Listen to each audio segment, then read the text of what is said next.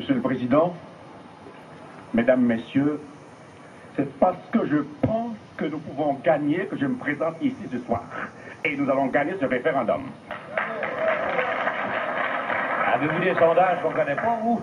Pendant pour gagner ce référendum, il y a des choses à dire aux Québécois et aux Québécois. Et nous allons leur dire. Et je vais parler d'expérience.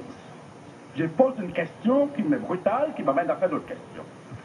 Première question, je m'en fous du sondage, mais il y a une constante. Nous avons, depuis près de 20 ans, un ministère qu'on appelle communauté culturelle. Qu'on l'abolit tout de suite. Parce que, tant que nous n'aurons pas l'entièreté de l'immigration, les immigrants ne nous prendront pas au sérieux. Je travaille dans ce ministère.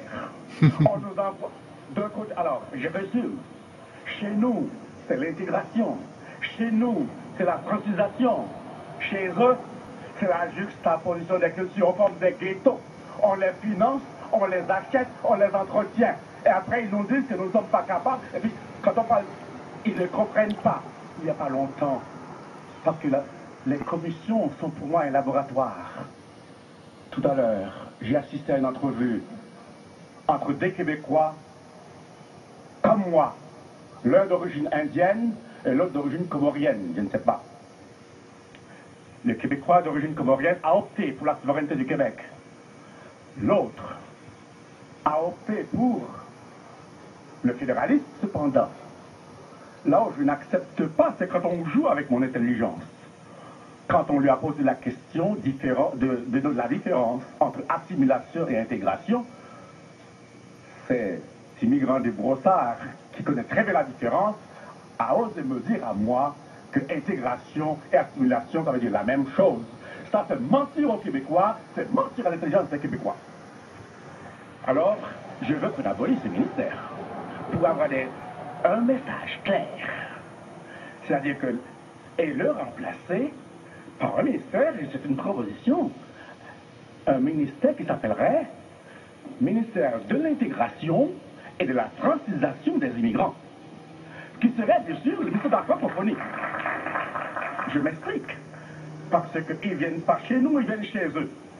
Ce n'est pas vrai, le rapport couture qu'on envoie ça à la poubelle. On ne peut pas se contenter de 50-50.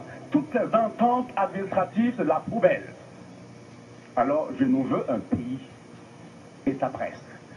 Mais je nous veux un pays aussi, premièrement, alors, qu'on abolisse ce ministère-là. Et au plus vite.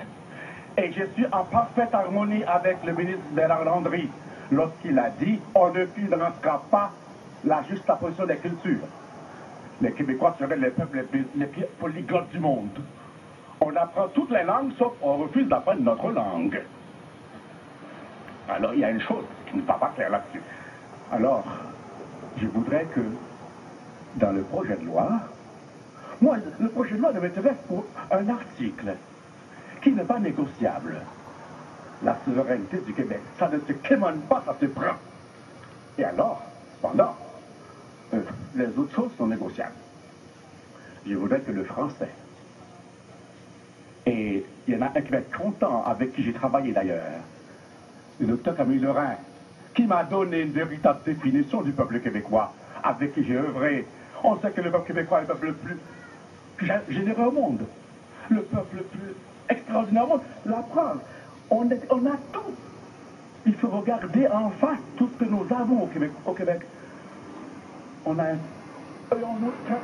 traite, nous les Québécois, moi je m'inclus, c'est mon pays. On nous traite de racisme, on nous traite de ceci, on nous traite de... Le nationalisme que nous avons dans notre pays, il n'est pas ethnique, il est seulement territorial. Et Québécois, tous ceux et toutes celles qui veulent vivre et bâtir le Québec.